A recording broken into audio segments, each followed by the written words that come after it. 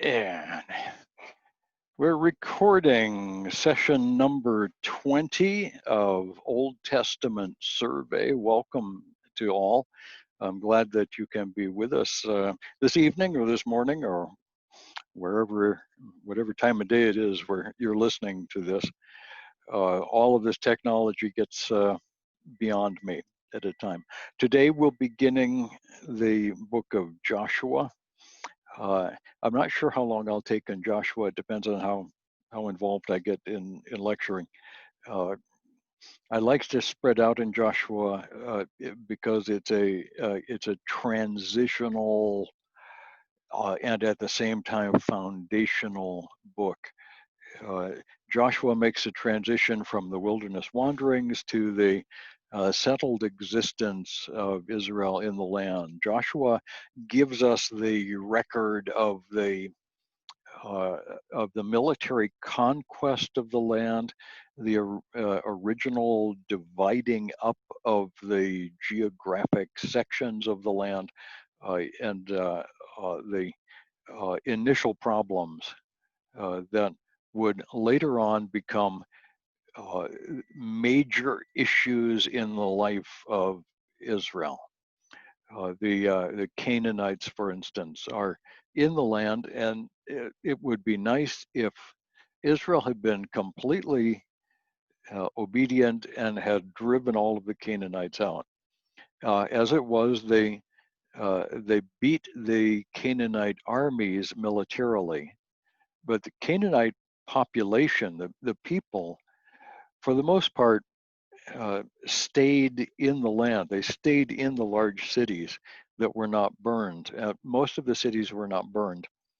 And the Canaanites stayed there, and the people of Israel continued to live with that surrounding Canaanite population. And that becomes a continuing problem for Israel throughout all of her days. And Joshua lays all of those foundations. A very important part of the book of Joshua is the geography, and I'm not going to use a whole bunch of maps and a lot of names, and I won't do that to you. But just understand that Joshua lays down the initial boundary lists. What cities belong in what tribe? What cities are the cities of refuge? Where the Levites ought to live? All of the things that Moses said needed to be done in the land are accomplished by Joshua. And it is possible for us today to track down those geographic lists. When I was doing my doctoral work many moons ago, one of the most important parts of the work was a careful analysis of the archaeology for all of these places that are mentioned in Joshua. Um, and the bottom line of all of that, and the only part of that that I'm really going to tell you, is that Joshua has all of the hallmarks of being a carefully written scientific historical document. It's documenting the mighty acts of God in space and time history as Joshua, filled with the Spirit of God, leads the people of God across the Jordan River into the promised land to establish the nation of Israel in the land. This is the fulfillment or the beginning of the fulfillment of the Abrahamic covenant.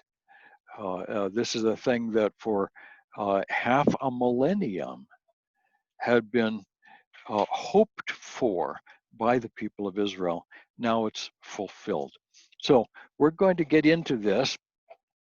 And as usual, we're going to have to share a screen, and we will do that here. Okay, let's see how to share this. Then having gotten there, I will now go to slideshow and presenter, and we'll kill this over here. much as I like seeing what's going on there, very well. Everything is working. Or as the Emperor says in Star Wars, everything is proceeding as I have foreseen it. Here we are in Joshua. This is a little chunk of Joshua country. This is the rolling hill country to the west of Jerusalem that's near the city of Gezer. I think I might have some Gezer pictures in this collection, but I may not. Joshua is is clearly a historical book. The title is the name of the main character, which is unusual. Often a book will be named after its author, like the book of Habakkuk was written by Habakkuk. The fact is, we don't know who wrote the book of Joshua. It was probably written by either Eleazar or one of the elders who survived Joshua, but we don't know. The Bible doesn't tell us. It's certain that Joshua provided a great deal of the material that's used in the book. So if we're careful looking through the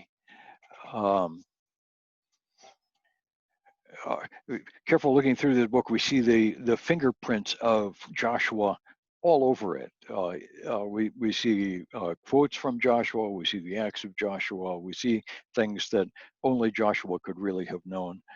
But it also, of course, includes Joshua's death. It was probably notes that were taken by Joshua and his staff during the conquest, and then edited and put into a final form by an author that we don't know. The Jews called this book the first book in the minor, or in the former prophets, not minor prophets, but former prophets. The former prophets are Joshua, Judges, the Samuels, and the Kings. They're called prophets because I believe they were all written by people who were considered prophets rather than priests. Some of the other books of the Old Testament were written by priests, the historical books of Chronicles. The prophets were responsible for what we call primary history. So Moses is responsible for the Pentateuch, and then the actual primary history written by the prophets begins with Joshua. This forms the backbone of the Old Testament historical chronology. And if we get Joshua wrong, everything else is wrong. All the rest of it falls apart. Now, as we go past the title, we get into Joshua itself. We're going to see that the historical setting is a problem. The critics have long argued that the early date is impossible and it has to be either late or nothing ever really happened. We've covered those three theories in Exodus. I'm not going to go over all of that now. The early date for the conquest is around 1400 BC. Technically, we should be saying 1406 BC, but most of us don't think we can really get away with that much precision. The 1400, around 1400, fits everything very nicely. The biblical chronology itself is the primary argument for the early date. A serious attempt at looking at the archaeological data harmonizes the archaeology with the early chronology. Again, it requires a serious attempt. People who just quickly read through the Old Testament and see the flannel graph version of wars and conquests and people moving this way and people moving that way often don't take the details seriously. But if we take the time to take the details seriously, and we look at the archaeology particularly, we find the archaeology supports an early date. This was the main thing that I did in my doctoral work. So I have roughly 500 pages of evidence that I won't even try to summarize for you, except to say that there are thousands of individual bits of evidence, details, that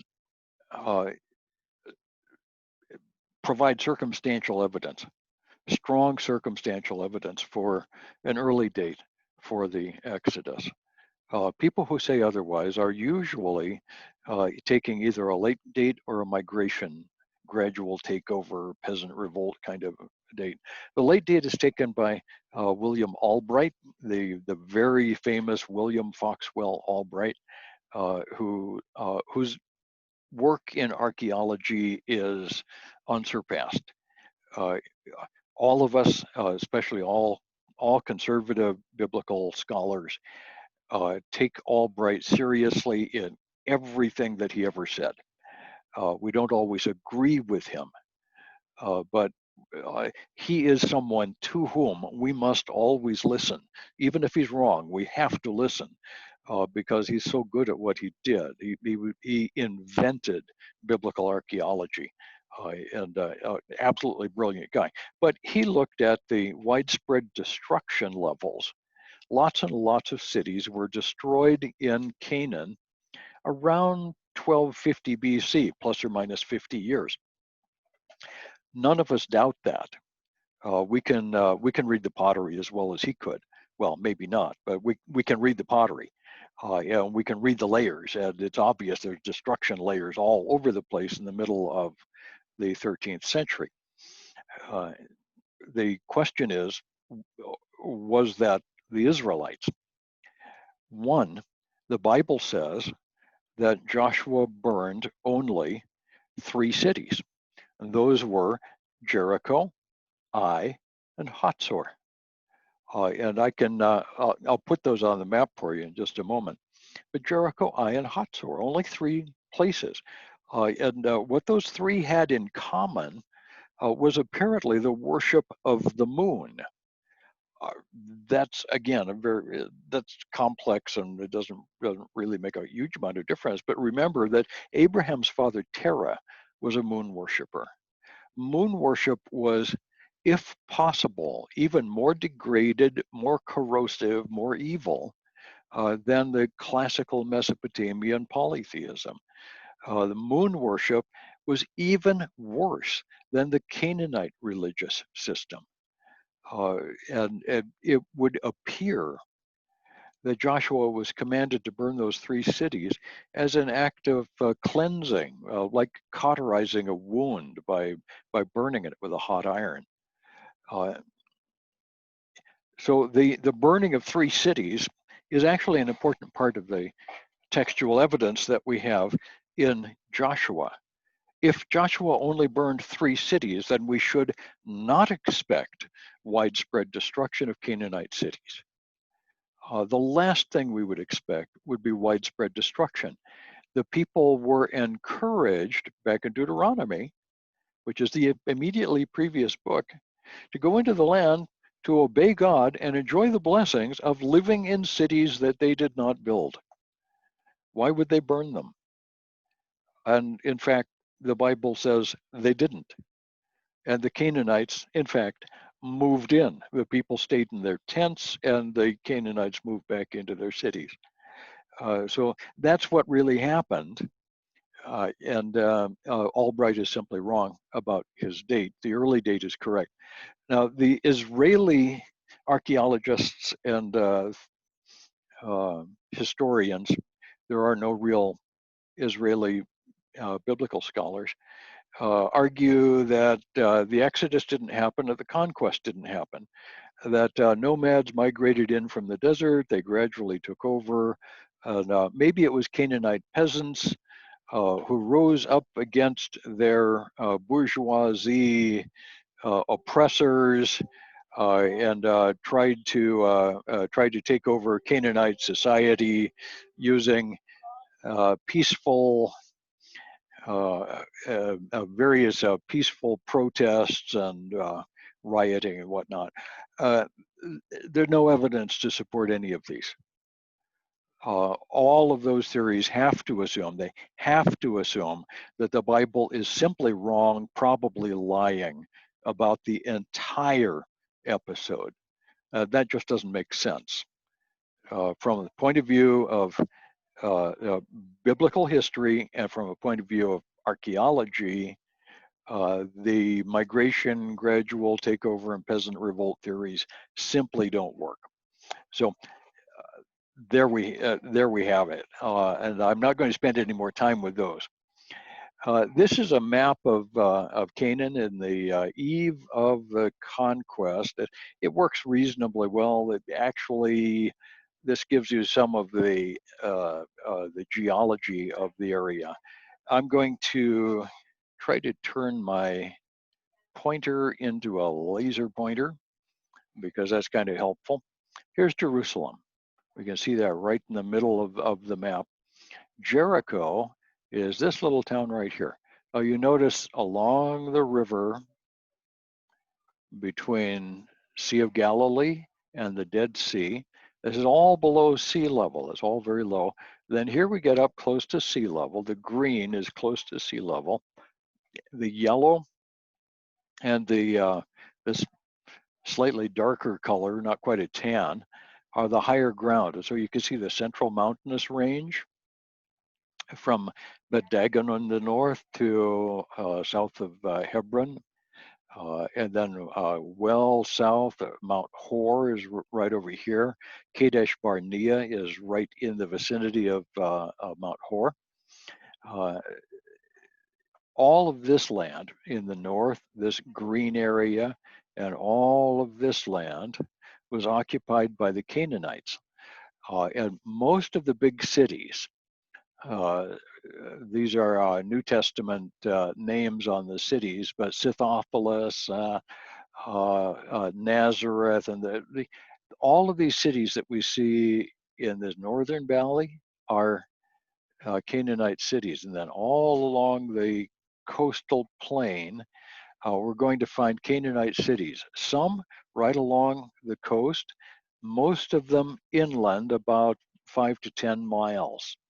And important cities like Lachish and Gezer and Ekron, Aphek, all of these are along the coast.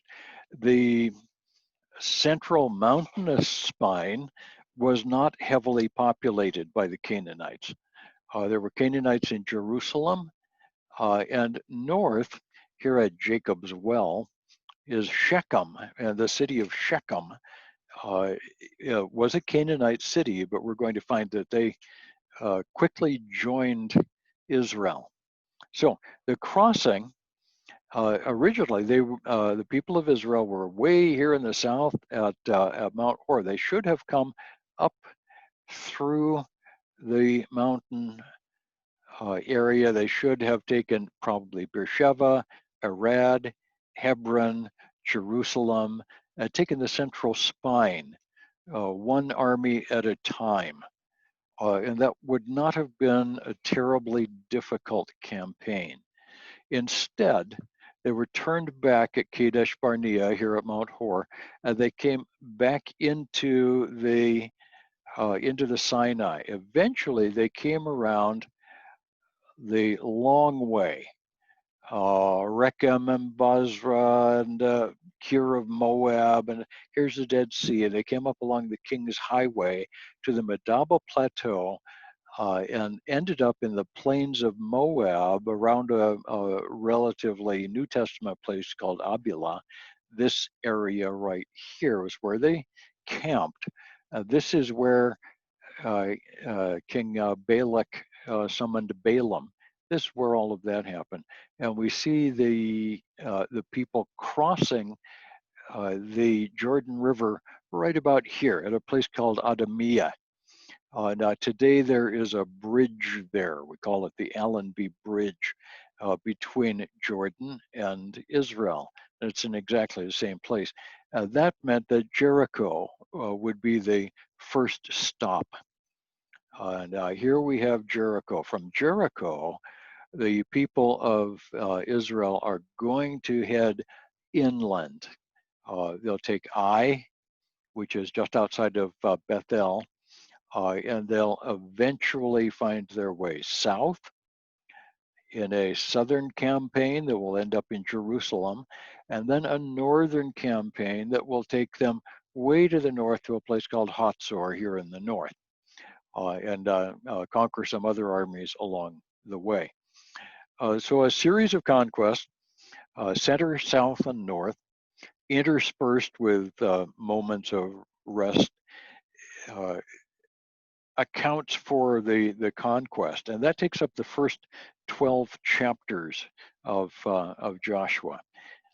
Let's take a look at a little bit of the broader historical background that's going on. This is the transition from MB2C to LB1. I'm sorry about that. MB stands for Middle Bronze Age. The Middle Bronze Age runs from about 2000 BC, time of Abraham, to about 1500 BC, the time of Moses.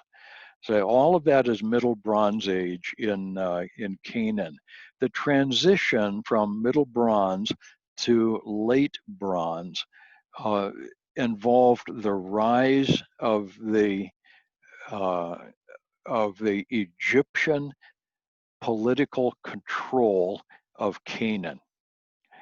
The Canaanites had a series of roughly 130 city-states. Individual kings were in charge of each of these 130 city-states. These people were not allies. They didn't work with one another on much of anything. They would go to war with each other on a moment's notice. They were hardly, they were not a nation in any sense. Lots of different nationalities.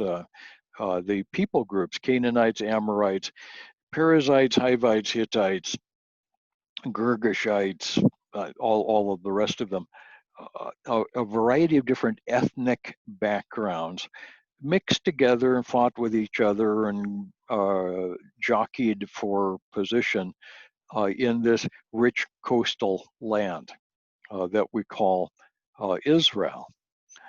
The Egyptians, beginning with Thutmose III, around 1490 or so BC, around 40 years before the Exodus, began to conquer this place. And what he did was fascinating. He established Egyptian garrisons wherever he thought that would make sense. As he conquered these places, sometimes it would be a military conquest. Often it would just be intimidation.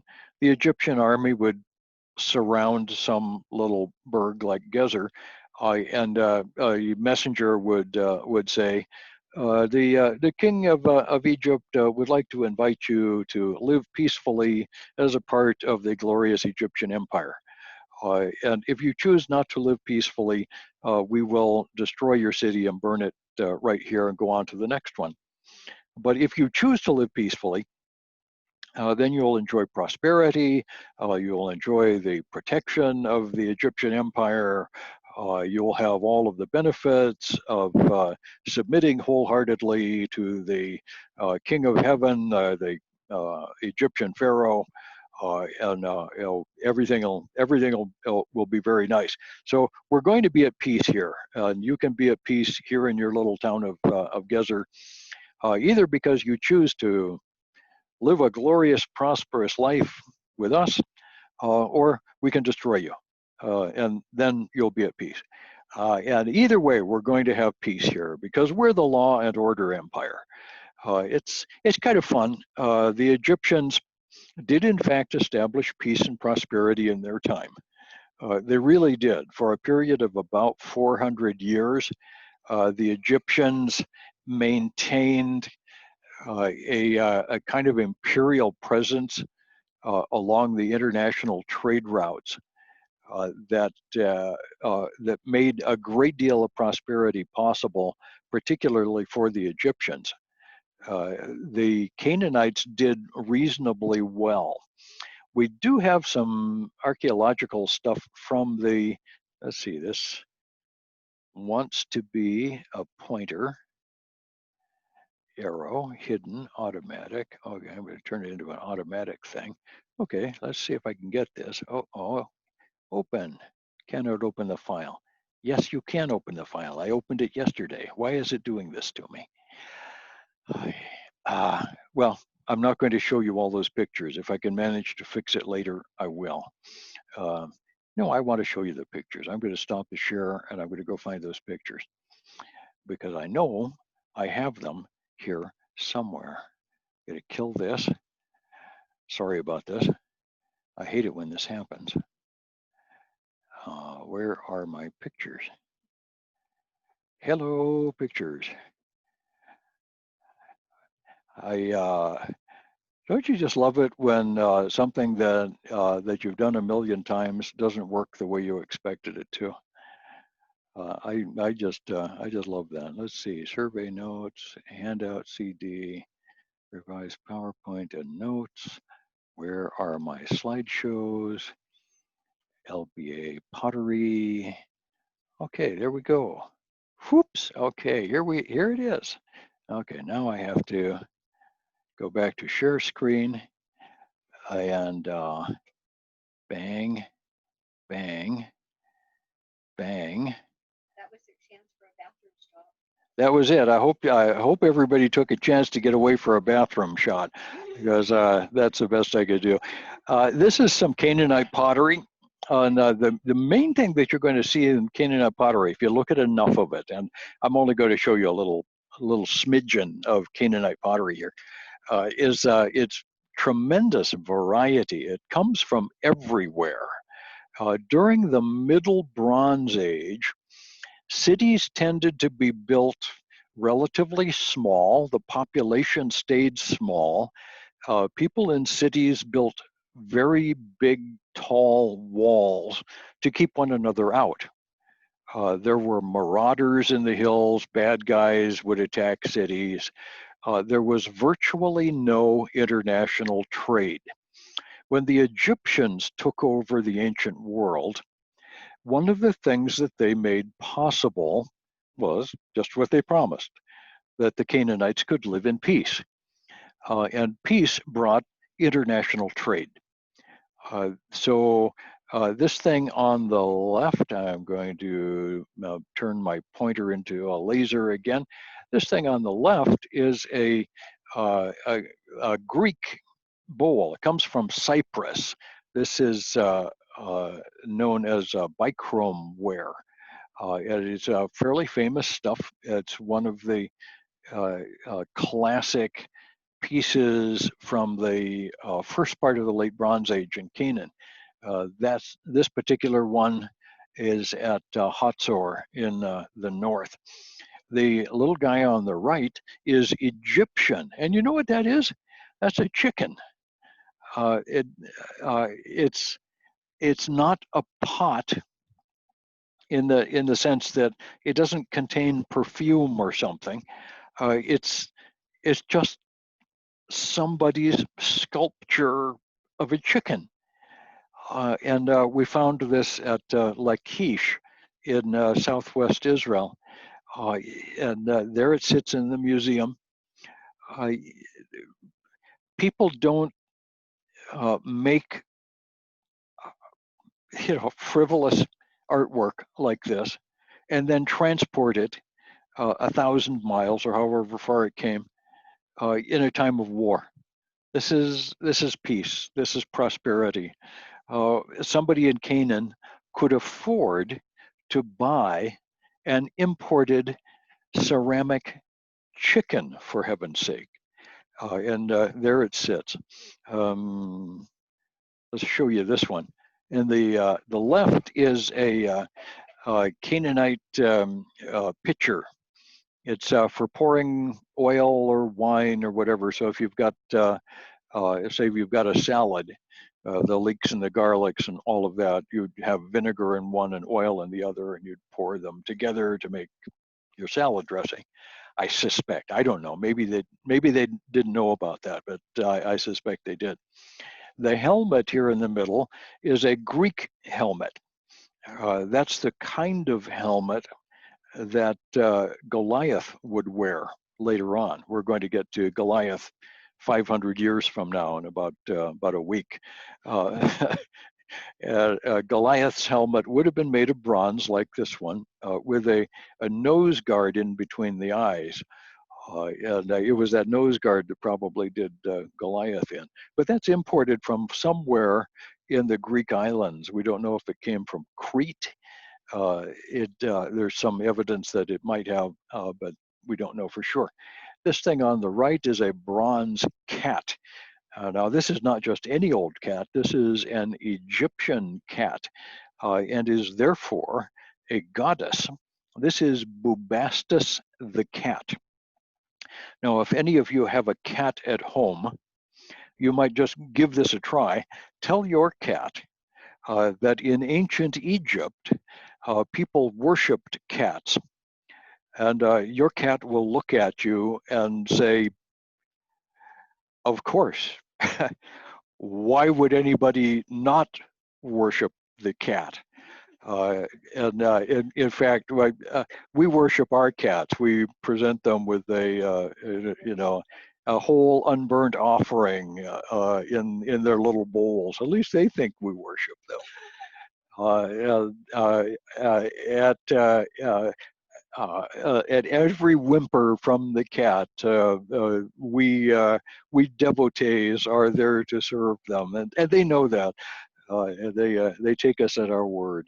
Okay, that's Bubastis the cat, and so we've got things that came from all over. These are, the lower left is chocolate on white. This is imported stuff, comes mostly from Cyprus, but sometimes we get it from Asia Minor. The upper right is another bichrome ware. That's a Mycenaean crater, a great big beautiful crater. The distance from here to here is about, probably 50 centimeters. It's a huge thing. It would be big enough to carry, maybe 4 liters of 5 liters. I don't know. Big amount of liquid. It'd be for soup or wine or whatever people needed a bunch of. This next shot is some other stuff. This piece in the upper left, pay no attention to that. That's a piece of glass that comes from Rome. We found that actually at Hatzor, but in later levels. This piece on the right is from one of the Philistine cities, but it dates to the time technically before the Philistines. That's a drinking mug in the form of a great big bronze bowl. Again, that would hold a couple of liters. The Philistines, we know, were in Albright's terms, mighty carousers. So they knew how to party, and they could get drunk with the best of them, and that's what they would drink from. The lower left is is chocolate on white again, but these are milk bowls. The milk bowl is about, let's see here, about 10 centimeters, maybe 12 centimeters across. And they're designed for either drinking liquids like milk or maybe having cereal in the morning. You take some granola milk and maybe some yogurt or whatever, and you could eat it out of a bowl like that. And those were very common during the late Bronze Age. These were so popular that once the Egyptians were pushed out, when the Israelites took over and the Canaanites could no longer get their Cypriot milk bowls, they began making imitation chocolate on white bowls. And it's easy to tell the difference between the real thing and the imitation because of the coarseness of the work. That's an important tag for the end of the late Bronze I period, and thus the date for the conquest, right about 1400 BC. Again, this is a part of the evidence chain. Characteristic of the late Bronze Age is these little guys in the upper corner. Those are called bilbills. I didn't lean sideways when I was taking that picture. Bilbills are built with about a 3 or 4 degree list. They kind of lean to one side. Nobody knows why that is, but all of them are like that. We find these made all over Canaan and Asia Minor and in the Greek islands, and they're all built with about a 3 or 4 degree list in the original article. We think they're funny, so we call them bilbills. Supposedly because of the way that oil or wine perhaps sounds when it's being poured slowly out of the juglet. The thing on the right is another chocolate on white bowl. This is a Cypriot ware. It's a very fine one. It's found in the Israel Museum. And again, this was imported by Canaanites. So all of that goes to suggest that oh boy, let's see here. Uh-huh.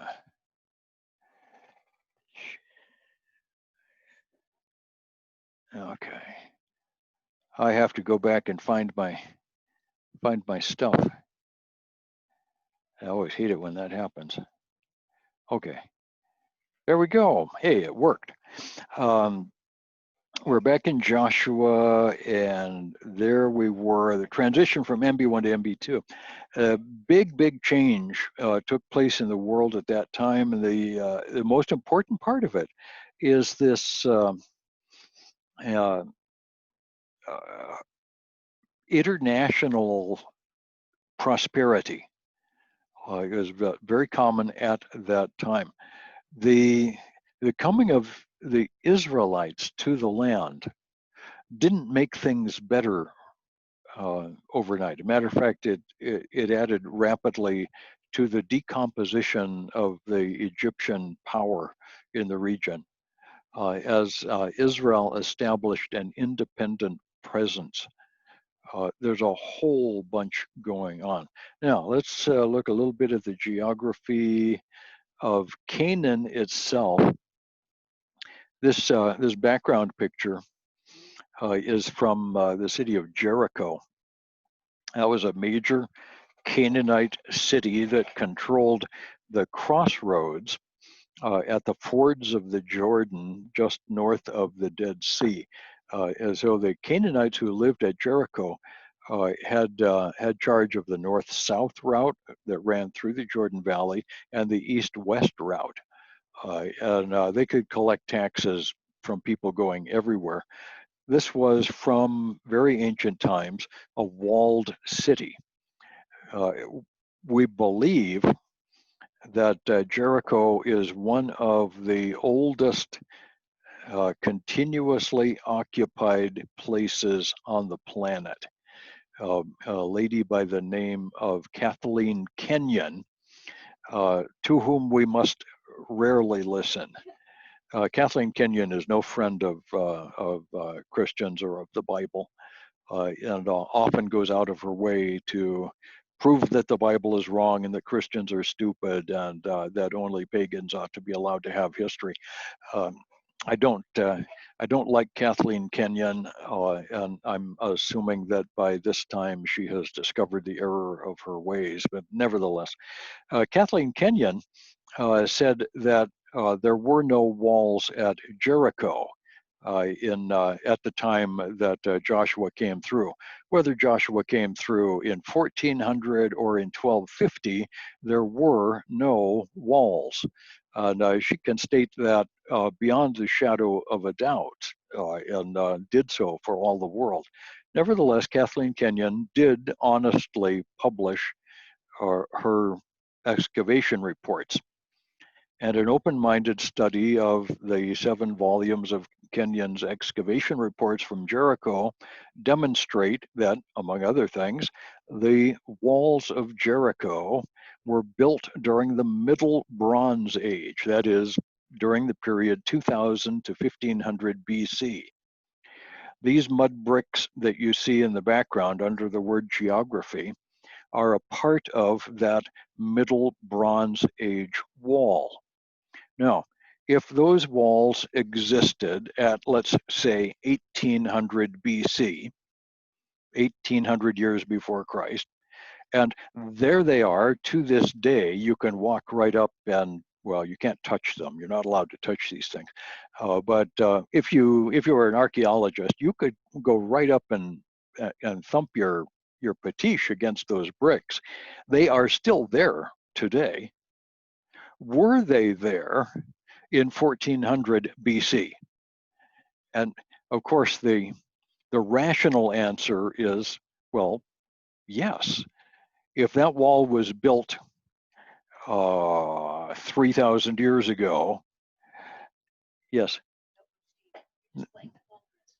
I'm displaying a folder instead of something else. Oh, goodness. Okay, thank you. End this. Stop share. Help, help. My son tells me I'm displaying the wrong thing, so I'm going to try to kill that, all of that. Oh my, yeah, but probably didn't see the thing.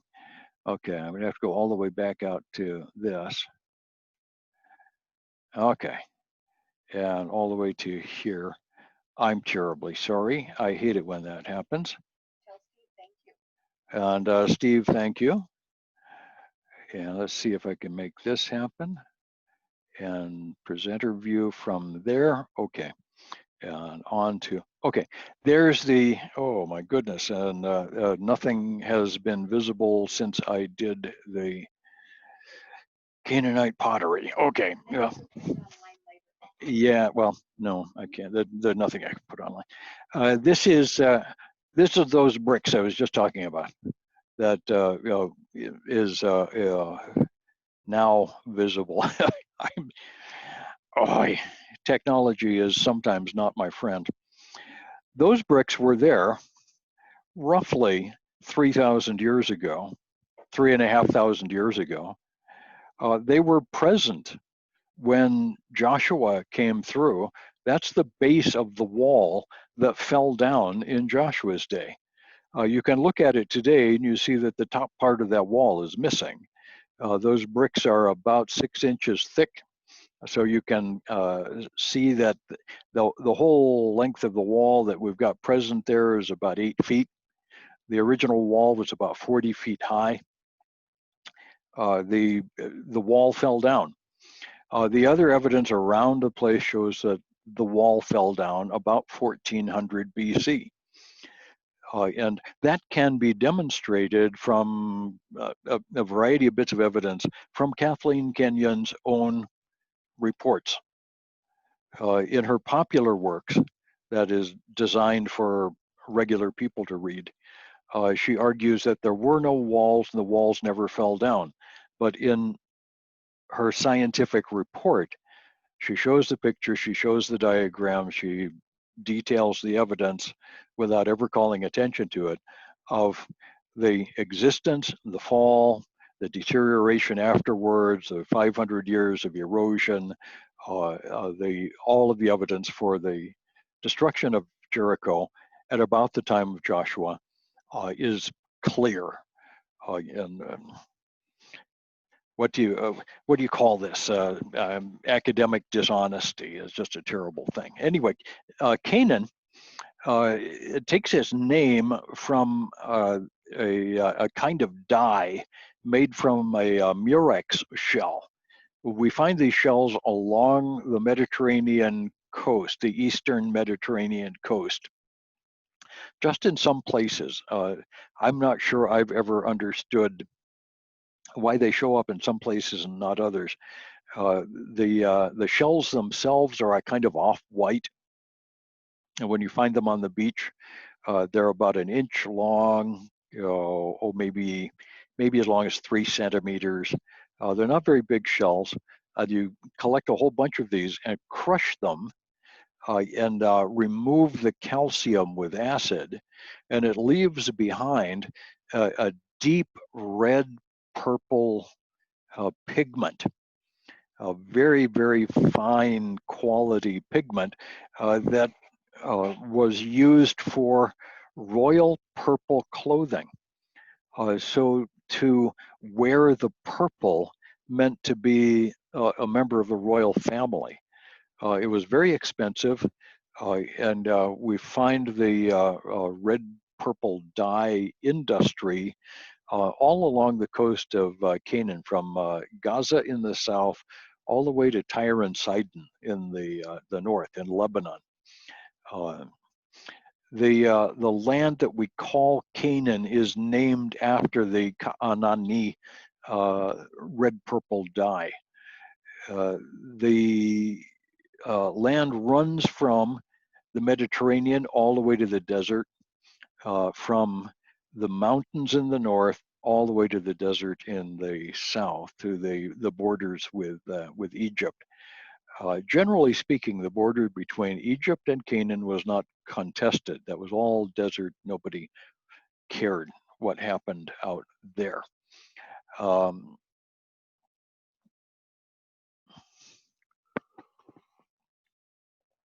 Okay. Next slide takes us up to Thutmose III. I've said a little about Thutmose III. His reign lasted from 1490 to 1456 BC. Your notes may say 1290 to 1256, but it should be 14. Canaan was under Egyptian domination during this entire period. The photograph here is of Beersheba in the south, and Beersheba, of course, was a Canaanite control, or an Egyptian controlled area. Open anyway. Can't open the file. Oh, I hate it. Okay, I'm not going to show you this. Beersheba, because then I just get into trouble. Beersheba, which you see in the background, is modern Israeli city and very prosperous. Is the capital of the Negev. It's the entrance to the desert, and it's the place where the camels are sold. The weekly camel market happens in Beersheba, and it is genuinely a tourist attraction. It's worth going. Under Egyptian domination, every Canaanite city, like Beersheba, was a vassal of Egypt, and the king of Beersheba was subservient to the king of Egypt, and he was a competitor for every other local king. So I call these guys kinglets. They weren't great kings; they were just minor kings. They were kinglets. They were nobodies. The kinglets of these petty states had virtually no power. Later on, we discover that Egypt's interest in the little states of Canaan was to maintain peace along the international trade route. If it didn't have to do with either the King's Highway, which was along the edge of the desert, or the Via Maris, which went right down the coastline, Egypt wasn't interested.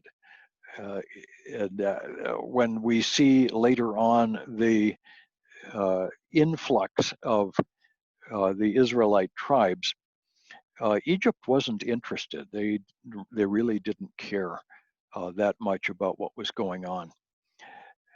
Thutmose made a point of bringing the young nobility of Canaan back to Egypt for training.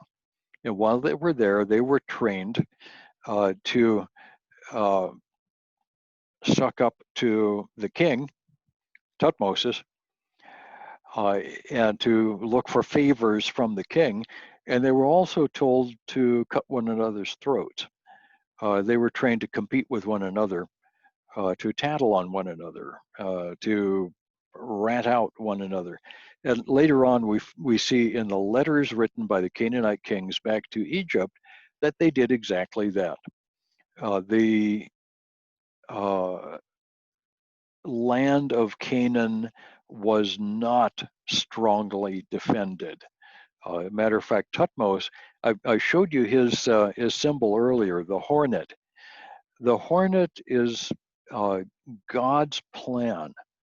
God says, I will send the hornet before you to make a way. Thutmose weakened the nations of Canaan so that they would have been easy to conquer. And Joshua was able to come in with essentially a civilian nation and conquer often semi-professional Canaanite soldiers because they were weak, because they were very weak. Okay, the population of Canaan at this time is a mixture. There are all kinds of nations here. Canaanite and Jebusite are the two primaries. They're mixed with Hittites from the north, Amorites from Syria or from the desert, Hivites, sometimes called Hurrians, who are a non-Semitic people, an Indo-European people from northern Mesopotamia. The people who appear to be descended from the Hivites in Mesopotamia are today called the Kurds.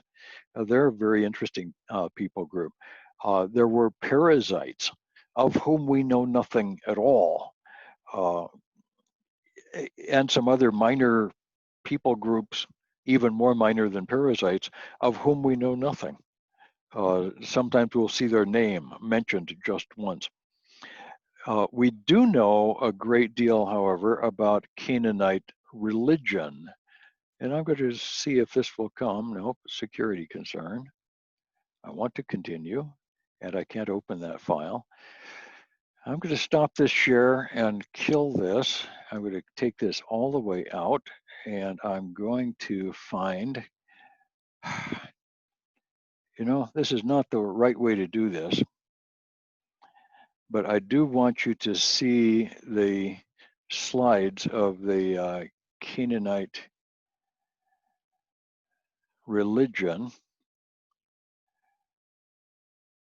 Okay, late Bronze Age religion. Okay, a slideshow and presenter. This is way too complicated. Here's a Canaanite style altar. Key thing to understand when you're looking at altars in the ancient world, every god had a different shape, size, style, design of altar. The one thing that was consistent with the Canaanite altars is that they were made of cut stone. They were carved into ornate shapes. This one at Beersheba has been rebuilt by the modern archaeologists, but it fits nicely. And actually, the sad thing about this particular altar is that it continued in use into the Israelite period. So this is an Israelite Canaanite altar at Beersheba. That's kind of sad, but the Israelite altars were supposed to be of uncut stone, and that's one of the major ways that you can tell that you're dealing with an Israelite altar. Until we get really, really, really way back, and we take the Wayback Machine in the Canaanite period, and we do find in places like Megiddo, as early as 3000 BC, we find uncut stone altars, but that's fairly rare. Mostly we'll find them like this or in some other variety of shapes. The gods and goddesses of Canaan are a licentious, nasty crowd. This is Ishtar, who is also called the Queen of Heaven. She's depicted as a naked prostitute riding a horse. She's a goddess of war and love. Really, really awful. The Ishtar amulets on the right were fertility amulets.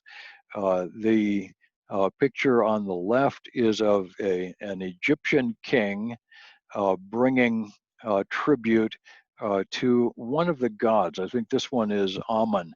This particular seal was found at Beersheba.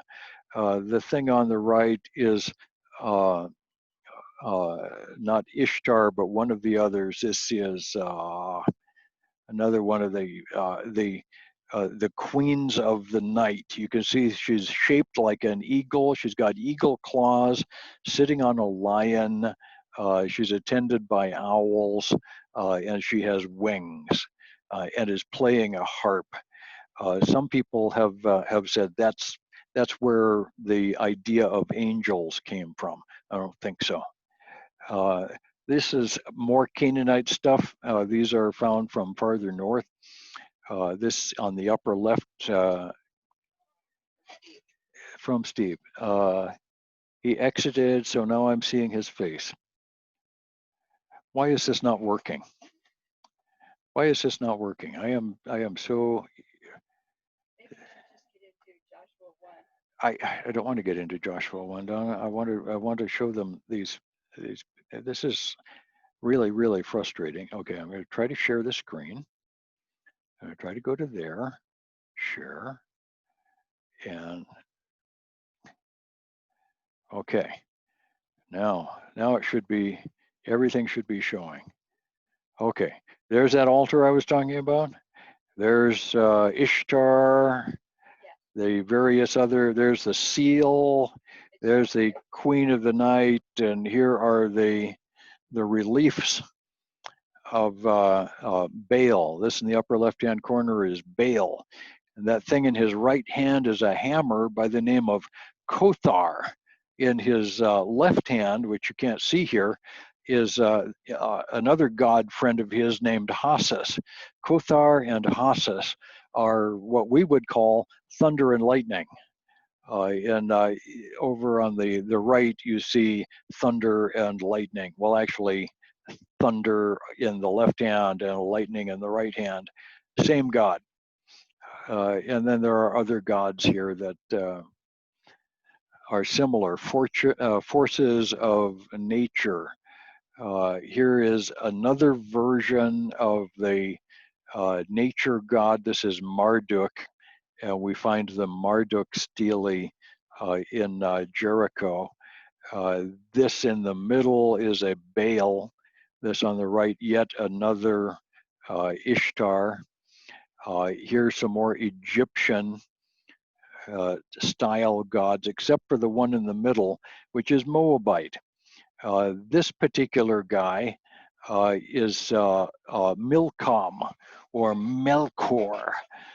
He is the king of the underworld and a particularly despicable god. In the Old Testament, you will sometimes see the phrase, they caused their children to pass through the fire.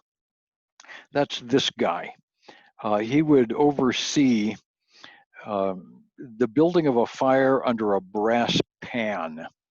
And some of the statues we see of Milcom have a pair of arms reaching straight out to hold the pan. And the fire is built underneath, and newborn infants are sacrificed into the pan to be burned to death. It was the ancient Near Eastern version of abortion, a thoroughly evil thing to do. If you can imagine so-called civilized people murdering their children in that way. In the modern West, we're doing the same thing. And yet